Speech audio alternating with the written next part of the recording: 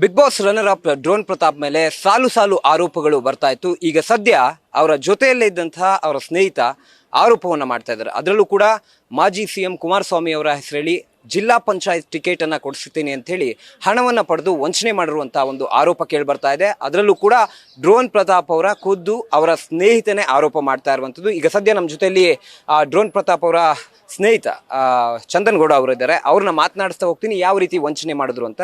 Sir, ಮೊದಲಿಗೆ big ಬಾಸ್ನಲ್ಲಿ ಇದ್ದಾಗ ನೀವೇ ಸಪೋರ್ಟ್ ಮಾಡಿದ್ರಿ, ಬಿಗ್ ಬಾಸ್ನಿಂದ ಹೊರಬರೋವರೆಗೂ ಕೂಡ ನೀವೇ ಸಪೋರ್ಟ್ ಮಾಡಿದ್ರಿ. ಯಾಕೆ, ಏನಾಯ್ತು, ಏನು ಆರೋಪ ಮಾಡ್ತಾ ಇರೋದು ನೀವು? ಸರ್, ಇವಾಗಲೂ ಓಕೆ, ನಾನು ಅವನಿಗೆ ಸಪೋರ್ಟ್ ಮಾಡ್ಲಿಕ್ಕೆ ರೆಡಿ ಇದ್ದೆ. ಬಟ್ ಅವನು ಏನು ಅಂದರೆ ಅವನ ಮೋಟಿವ್ ಅವನಿಗೂ ನನಗೂ ಅಟ್ಯಾಚ್ಮೆಂಟ್ ಆಗಿದ್ದ ಕಾರಣನೇ ಟಿಕೆಟ್ ವಿಚಾರ.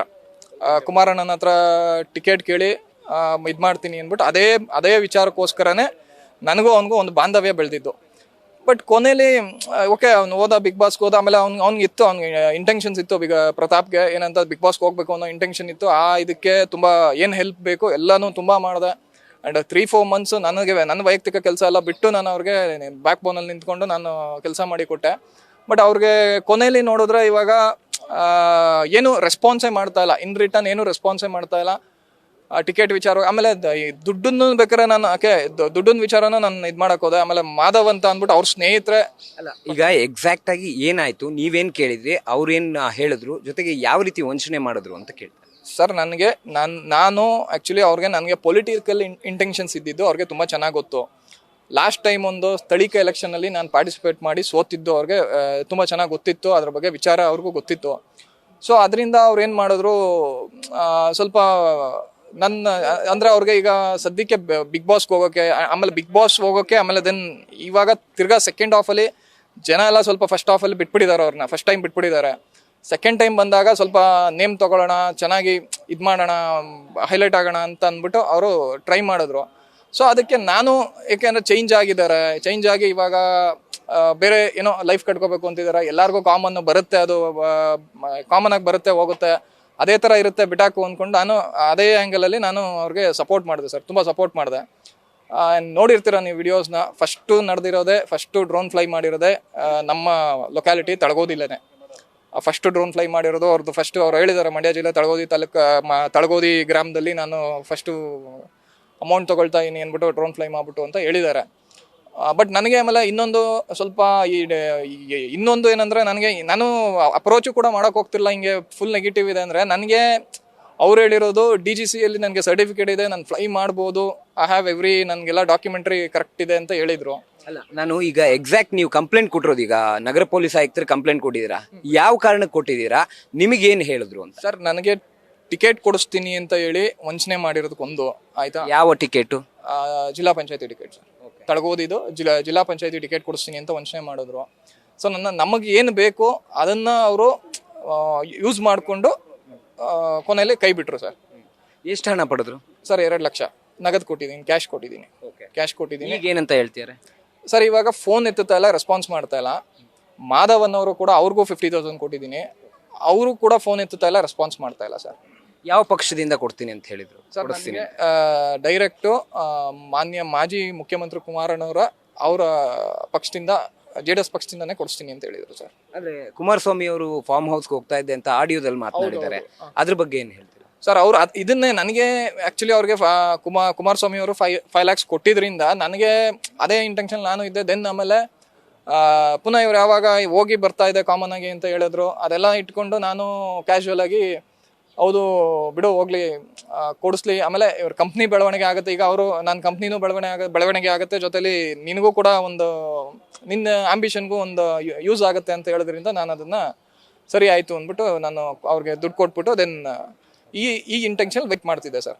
ಆ್ಯಂಡ್ ಇವನ್ ನಾನು ಅವ್ರಿಗೆ ಬಿಗ್ ಬಾಸ್ಗೆ ಹೋದಾಗಲೂ ಕೂಡ ಸಾರಂಗ್ ಬಂದಾಗ ಸಾರಂಗ್ ಏನು ಮಾತಾಡೋಕ್ಕೆ ನಾನು ಸಾರಂಗ್ ಹೇಳ್ದೆ, ಸಾರಂಗ್ ನಮ್ಮ ಹತ್ರ ಇರೋದು ಏನು financial problem, let drone Pratap ಬರಲಿ, ಬಂದ ಮೇಲೆ ಅವ್ರ ಹತ್ರ ಮಾತಾಡಿಕೊಂಡು ನಾವು ಕ್ಲಿಯರ್ ಮಾಡ್ತೀವಿ. ಬಟ್ ಆ ವ್ಯಕ್ತಿ ಮಾತಾಡೋಕ್ಕೂ ರೆಡಿ ಇಲ್ಲ. ಇವಾಗ ಅಂದರೆ ಸ್ವಲ್ಪ ಈಗೋ ಬಂದ್ಬಿಟ್ಟಿದೆ. ಹೆಂಗೆ ಅಂದರೆ ಅನ್ನೋ ಥರ ಬಂದ್ಬಿಟ್ಟಿದೆ. ಅದನ್ನು ಜನದ ಮುಂದೆ ತೋರಿಸ್ಕೊಳ್ತಾ ಇಲ್ಲ. ಅವರು ಪಕ್ಕದಲ್ಲಿ ಯಾರ್ಯಾರು ಇದ್ದಾರೆ ಅವ್ರಿಗೆ, ಇವನ್ ನಾನು ರವಿ ಅವ್ರ ಹತ್ರನೂ ಬೆಳಗ್ಗೆ ಮಾತಾಡಿದೆ. ಈಗ ಅವ್ರ ಆಪ್ತರು ಅವರೇ ಇರೋರು ಜೊತೆಲಿ, ರವಿ ಅನ್ನೋರು ಒಬ್ಬರೇನೆ. ಅವ್ರ ಹತ್ರನೂ ಮಾತಾಡೋದು ಸೇಮ್, ಅವರು ಅದನ್ನ ಹೇಳಿದ್ರು. ಈಗ ಅವ್ರಿಗೆ ಈಗೋ ಬಂದ್ಬಿಟ್ಟಿದೆ, ಈಗ ಒಂಥರ ಮೇಲ್ಗಡೆ ಹೋಗ್ಬಿಟ್ಟಿದೀನಿ ಅನ್ನೋ ಥರ ಮಾತಾಡ್ತಿದ್ದಾರೆ ಅಂತ ಅಂದ್ಬಿಟ್ಟು. ಬಟ್ ಅವ್ರಿಗೆ ಏನಂದ್ರೆ ಕೊಟ್ಟಿರೋ ವರ್ಡ್ಸ್ನ ಕಾಪಾಡ್ಕೊಳ್ತಾ ಇಲ್ಲ ಅವರು. ಅದ್ರ ಮೇಲೆ ಅವ್ರಿಗೆ ಏನೂ ಇದೇ ಇಲ್ಲ, ಅದ್ರ ಪರಿಜ್ಞಾನನೇ ಇಲ್ಲ. ನಾನು ಹಿಂಗೆ ವರ್ಡ್ಸ್ ಕೊಟ್ಟಿದ್ದೀನಿ ಅಂತ ಅಂದ್ಬಿಟ್ಟು. ಆ್ಯಕ್ಚುಲಿ ನಾನು ಇವ್ರು ಡಿಪೆಂಡ್ ಆಗಿರೋ ತಪ್ಪೇನೆ ನಾನು ಒಪ್ಕೊಳ್ತೀನಿ. ಬಟ್ ಅಂದರೆ ಬಿಡು ಅಂತ ಅಂದ್ಬಿಟ್ಟು ಒಂದು ಸ್ನೇಹ ಭಾಗದಲ್ಲೂ ನಾನು ತಗೊಂಡೆ, ಜೊತೆಲಿ ಈ ಥರನೂ ತಗೊಂಡು ಅವ್ರನ್ನ ತಗೊಂಡೆ ಸರ್. ನಿಮ್ಗೀಗ ಏನ್ ಬೇಕು ಇದರಿಂದ? ಹಣ ಬೇಕಾ ಅಥವಾ ಜಿಲ್ಲಾ ಪಂಚಾಯತ್ ಟಿಕೆಟ್ ಬೇಕಾ? ಸರ್, ಜಿಲ್ಲಾ ಪಂಚಾಯತ್ ಟಿಕೆಟ್ ಕೊಡಿಸ್ತೀನಿ ಅನ್ನೋ ಆ ಕೆಪಬಿಲಿಟಿ ಇದ್ರೆ ಕೊಡಿಸ್ಲಿ ಸರ್. ನನ್ನ ಇಷ್ಟಕ್ಕೆ ಕೇಪಬಿಲಿಟಿ ಇಲ್ಲ ಅಂದ್ರೆ ನೀವ್ ಯಾಕೆ ಕೊಟ್ರಿ? ಸರ್, ನಾನು ಅವತ್ತಿನ ಕಾಲದಲ್ಲಿ ಹೌದು ಕೆಪಬಿಲಿಟಿ ಇದೆ ಅಂತ ಅನ್ಕೊಂಡಿದ್ದೆ. ಬಟ್ ಯಾವಾಗ ಈ ತರ ಬಂದ್ಬಿಟ್ಟು ಅವರು ಇದನ್ ಮಾಡಿದ್ರು, ಇವರು ತುಂಬಾ ಜನ ಯಾವಾಗ ಹೇಳ್ತಾ ಬಂದ್ರು, ಆವಾಗ ನನಗೆ ಅರ್ಥ ಆಯ್ತು. ಸೊ ಈ ಕೆಪಬಿಲಿಟಿ ಅನ್ನೋದಕ್ಕಿಂತ ಇವರು ಕುಮಾರಣ್ಣ ಹತ್ರ ಕಾಂಟ್ಯಾಕ್ಟ್ ಅಲ್ಲಿ ಇಲ್ಲ, ಅಂದ್ರೆ ಏನು ಅವ್ರೇನು ರೆಗ್ಯುಲರ್ ಕಾಂಟ್ಯಾಕ್ಟ್ ಅಲ್ಲಿ ಇಲ್ಲ. ಈಗ ಸಾರ್ವಜನಿಕರು ಎಷ್ಟೊಂದು ಜನ ಹೋಗ್ತಾರೆ, ಕುಮಾರಣ್ಣ ಎಲ್ಲರೂ ಮಾತಾಡಿಸ್ತಾರೆ ಪಾಪ. ಆಮೇಲೆ ತುಂಬಾ ಅವರು ಸ್ನೇಹಜೀವಿ, ಮಾತಾಡಿಸ್ತಾರೆ, ಅದ್ರಲ್ಲೇನು ತಪ್ಪಿಲ್ಲ. ಅವ್ರು ಕಾಮನ್ ಆಗಿ ಅವ್ರು ಮಾತಾಡಿಸ್ತಿದ್ದಾರೆ. ಬಟ್ ಇವರು ಯಾವಾಗ ಕಾಂಟ್ಯಾಕ್ಟ್ ಅಲ್ಲಿ ಇಲ್ಲ ಅಂತ ಅನ್ನಿಸ್ತು. ನಾನು ಅದಕ್ಕೆ ನನಗೆ ಏನೋ ಓಕೆ ಇಲ್ಲಿ ಬೇಡ ಇದು ಅಂತ ಅನ್ನಿಸ್ತು ಸರ್. ಇವಾಗ ಅವರು ಅಮೌಂಟ್ ಕೊಟ್ರೆ ನನಗೆ ತುಂಬ ಉತ್ತಮ ಸರ್. ನನ್ನ ದುಡ್ಡನ್ನ ರಿಟರ್ನ್ ಮಾಡಿದ್ರೆ ತುಂಬ ಉತ್ತಮ. ಆ್ಯಂಡ್ ನಾನು ತಪ್ಪು ಮಾಡಿದೆ. ನಾನು ನಮ್ಮ ಸ್ಥಳೀಯ ಮಾಜಿ ಶಾಸಕರು ಅವ್ರ ಹತ್ರನೋ ಹಂಗೋಗಿ ಅವ್ರ ಹತ್ರ ನಾನು ಭೇಟಿ ಆಗೋದ್ರ ಬದಲು ನಾನು ಇವನ್ನ ಮೇಲೆ ಡಿಪೆಂಡ್ ಆಗಿದ್ದು. ಬಟ್ ನಾನು ಒಂದು ಫ್ರೆಂಡ್ಶಿಪ್ ಆದಮೇಲೆ, ತುಂಬ ಹತ್ರ ಆದಮೇಲೆ, ಆತ್ಮೀಯರಾದ್ಮೇಲೆ ಆ ಮಾತು ಕೊಟ್ಟನಲ್ಲ ಅಂದ್ಬಿಟ್ಟು ನಾನು ಅವನಿಗೆ ಇದು ಮಾಡ್ಕೊಂಡೆ ಸರ್. ಮತ್ತೆ ಜಗ್ಗೇಶ್ ಅವರ ಮಗನ ವಿಚಾರ ಏನೋ ಹೇಳ್ತಾ ಇದ್ರಿ, ಏನು ಹೇಳಿ ಸರ್? ಜಗ್ಗೇಶ್ ಅವ್ರ ಮಗ, ಅದೇ ಅವ್ರು ಏನಂದ್ರೆ, ನಾನು ಏನಕ್ಕೆ ನಾನು ಕೇಳಿದೆ ಫಸ್ಟ್, ಯಾಕೆ ಸುಮ್ಮನೆ ಒಂದು ತುಂಬ ಡೆಪ್ತಾಗಿ ಕೇಳಿದ್ರೆ ಅವ್ರಿಗೂ ಬೇಜಾರಾಗುತ್ತೆ ಅಂದ್ಬಿಟ್ಟು ನಾನು ಲೈಟಾಗಿ ಕೇಳಿದೆ ಅವ್ರ ಹತ್ರ ನಾನು ಲೈಟಾಗಿ ಕೇಳಿದೆ. ಏನಂತ, ಹಿಂಗೆ ಏನು ಪ್ರಾಬ್ಲಮ್ ಆಗಿ ನಿಮಗೆ ಜಗ್ಗೇಶ್ ಅಣ್ಣ ಆ ಥರ ನಿಮಗೆ ನೆಗೆಟಿವ್ ಆಗಿ ಅವರು ಮಾತಾಡಿದ್ದು ಕೊನೆಯಲ್ಲಿ ಅಂತ ಕೇಳಿದೆ. ಏನಕ್ಕೆ ನಿಮಗೆ ಏನು ಇಲ್ದಂಗೆ ಸುಮ್ಮನೆ ಅಂತ ದೊಡ್ಡ ವ್ಯಕ್ತಿ ಮಾತಾಡ್ತಾರ ಅಂತ ಅಂದ್ಬಿಟ್ಟು ನಾನು ನಾರ್ಮಲಾಗಿ ಕೇಳಿದೆ. ಅವಾಗ ಅವ್ರು ಹೇಳ್ತಾರೆ, ಅವರ ಜಗ್ಗೇಶ್ ಅಣ್ಣ ಅವರ ಹಿರಿ ಮಗ ಇದ್ದಾರೆ ನೋಡಿ, ಅವ್ರಿಗೆ ಇವ್ನ ಕಂಪ್ನಿ ಸ್ಟಾರ್ಟಪ್ ಮಾಡೋಕ್ಕೆ ಅವರು ಕಂಪ್ನಿಗೆ MD ಆಗಿರಬೇಕು, ಇವ್ರು ಅವ್ರ ಅಂಡ್ರಲ್ಲಿ ವರ್ಕ್ ಮಾಡಬೇಕು ಅನ್ನೋ ಥರ. ಇವ್ನು CEO ಆಗೋ ಐದರ್ ಮ್ಯಾನೇಜರ್ ಆ ಥರ ವರ್ಕ್ ಮಾಡಬೇಕು. ಹಂಗೆ ವರ್ಕ್ ಮಾಡಿದ್ರೆ ನಿನಗೆ ಬಂಡವಾಳನೂ ಹಾಕ್ಕೊಡ್ತೀನಿ, ಸಪೋರ್ಟು ಮಾಡ್ತೀನಿ. ಇಲ್ಲ ಅಂದರೆ ನಾನು ನಿನಗೆ ಸಪೋರ್ಟ್ ಮಾಡಲ್ಲ, ನಿನ್ನ ನೇಮ್ ಹಾಳು ಮಾಡ್ತೀನಿ ಅನ್ನೋ ಥರ ಮಾತಾಡಿದ್ದಾರೆ. ಅದಕ್ಕೋಸ್ಕರನೇ ನನಗೂ ಅವ್ರಿಗೂ ಕ್ಲಾಶ್ ಆಗಿದ್ದು ಅಂತಂದು ನಾನು ಆಮೇಲೆ ನನಗೆ ಎರಡು ಮೈಂಡ್ ಸೆಟ್ ಬಂತು. ಇರ್ಬೋದು, ಇಲ್ಲದೂ ಇರ್ಬೋದು, ಬಿಡು ಹೋಗ್ಲಿ, ಪಾಸ್ಟ್ ಇಸ್ ಪಾಸ್ಟ್. ಮುಂದಕ್ಕೆ ಹೋಗುವಾಗ ಅಟ್ಲೀಸ್ಟ್ ಚೆನ್ನಾಗಿ ಹೋಗ್ತಾನೆ ಅಂತ ಅಂದ್ಕೊಂಡು ನಾನು ಇದು ಮಾಡಿದೆ ಸರ್. ಫೈನಲಿ ಅಷ್ಟು ಸಪೋರ್ಟ್ ಮಾಡಿದ್ರಿ. ಬಿಗ್ ಬಾಸ್ ಮನೇಲಿ ಇದ್ದಂಥ ಸಂದರ್ಭದಲ್ಲೂ ಕೂಡ ಸಾಕಷ್ಟು ಆರೋಪಗಳು ಅವ್ರ ಮೇಲೆ ಕೇಳಿ ಬಂದಿತ್ತು. ನೀವು ಆ ಸಂದರ್ಭದಲ್ಲಿ ನಿಂತಿರ್ತೀರಾ ಅವ್ರ ಬೆನ್ನಿಂದೆ. ಬಟ್ ಹೊರಗೆ ಬಂದ ನಂತರ ನೀವು ಈಗ ಅವ್ರ ಮೇಲೆ ಆರೋಪ ಮಾಡ್ತಾ ಇದ್ದೀರಾ, ಏನು ಹೇಳೋಕೆ ಇಷ್ಟಪಡ್ತೀರಾ ಫೈನಲಿ?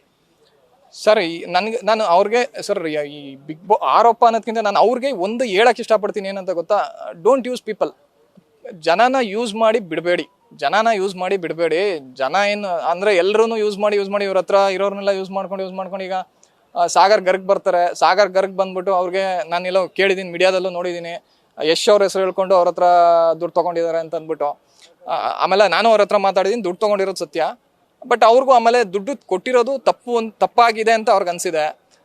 ತಿರ್ಗಾ ಆಮೇಲೆ ಈ ಫಾಲೋವರ್ಸ್ ನೋಡಿಕೊಂಡು ಇವರು ಸಾರಂಗ್ ಅವ್ರು ಕೊಟ್ಟಿರೋದು ಫಾಲೋವರ್ಸ್ ನೋಡಿಕೊಂಡು. ಇವಾಗ ನಾನು ಏನಂದ್ರೆ, ಇವರು ನನಗೆ ಕುಮಾರಣ್ಣನ ವಿಚಾರ ಮಾತಾಡಿದ್ರಲ್ಲ ಅಂತ ಅಂದ್ಬಿಟ್ಟು ನಾನು ಆ ನಂಬಿಕೆ ಮೇಲೆ ನಾನು ಇವ್ರಿಗೆ ಕೊಟ್ಟಿದ್ದು. ಬಿಗ್ ಬಾಸ್ ಮನೆಯಿಂದ ಹೊರಗೆ ಬಂದ್ಮೇಲೆ ಸಿಕ್ಕಿಲ್ವಾ ಇವತ್ತವರೆಗೂ? ಸರ್, ಸಿಕ್ಕಿಲ್ಲ ಒಂದು. ಆಮೇಲೆ ಫೋನ್ ರಿಸೀವ್ ಮಾಡ್ತಾ ಇಲ್ಲ, is not ready to talk. ಈ ದುಡ್ಡಿನ ಬಗ್ಗೆ ಮಾತಾಡಿದ್ರೆ ಮಾತಾಡಲ್ಲ ಅವರು. ದೆನ್ ಟಿಕೆಟ್ ವಿಚಾರ ಪ್ರಸ್ತಾಪ ಮಾಡಿ ಫೋನಲ್ಲೆಲ್ಲ ಮಾತಾಡೋದು ಬೇಡ, ಡೈರೆಕ್ಟಾಗಿ ಮಾತಾಡೋಣ ಅಂತ ಅಂದ್ಬಿಟ್ಟು ಮಾತಾಡೋಕ್ಕೆ ಅಂತ ಹೋದರೆ ಆ ವಿಚಾರನೂ ಅವರು ಇದು ಮಾಡಲ್ಲ. ಬಟ್ ನನ್ನ ಆ್ಯಂಗಲಲ್ಲಿ ನನಗೆ, ಯಾಕೆಂದರೆ ನಾನು ಹೊರಗಡೆ ವಿಚಾರ ತಿಳಿದಿದ್ದ ಪ್ರಕಾರ ಈಗ ಅವ್ರಿಗೆ ಅಷ್ಟು ಕಾಂಟ್ಯಾಕ್ಟಲ್ಲಿ ಇಲ್ಲ. ಇವನು ಸುಮ್ಮನೆ ಆವಾಗ ಇದು ಮಾಡಿದ್ದಾನೆ. Thank you sir. ಇದಿಷ್ಟು ಪ್ರತಾಪ್ ಅವರ ಮೇಲೆ ಅವರ ಸ್ನೇಹಿತರೆ ಚಂದನ್ ಗೌಡ ಅನ್ನೋರು ಆರೋಪ ಮಾಡ್ತಿರುವಂಥದ್ದು. ಅಂದರೆ ನನಗೆ ಜಿಲ್ಲಾ ಪಂಚಾಯತ್ ಟಿಕೆಟನ್ನು ಕೊಡಿಸ್ತೀನಿ ಅಂತ ಹೇಳಿ 2 ಲಕ್ಷ ರೂಪಾಯಿ ಹಣವನ್ನು ಪಡೆದು ಈಗ ಹಣವನ್ನು ಕೂಡ ವಾಪಸ್ ಕೊಡ್ತಾ ಇಲ್ಲ. ಜೊತೆಗೆ ಆ ಟಿಕೆಟ್ ಕುರಿತಂತೆ ಕೂಡ ಯಾವುದೇ ಮಾತುಕತೆಯನ್ನು ಆಡ್ತಾ ಇಲ್ಲ ಅನ್ನೋ ಒಂದು ಮಾತನ್ನು ಹೇಳ್ತಾರೆ. ಜೊತೆಗೆ ಬಿಗ್ ಬಾಸ್ ಮನೆಯಿಂದ ಹೊರಬಂದ ಮೇಲೆ ನಮ್ಮ ಕಾಂಟ್ಯಾಕ್ಟ್ಗೂ ಕೂಡ ಅವರು ಸಿಗ್ತಾ ಇಲ್ಲ ಅನ್ನೋ ಮಾತನ್ನು ಖುದ್ದು ಡ್ರೋನ್ ಪ್ರತಾಪ್ ಅವರ ಸ್ನೇಹಿತ ಚಂದನ್ ಗೌಡ ಅವರು ಮಾಡ್ತಾ ಇರುವಂಥ ಆರೋಪ. ಕ್ಯಾಮರಾಮ್ಯಾನ್ ರೋಷನ್ ಜೊತೆ Sandesh, news fast, Bengaluru. News first, ನಿರ್ಭೀತಿಯಿಂದ ನಿಮ್ಮ ಪರವಾಗಿ.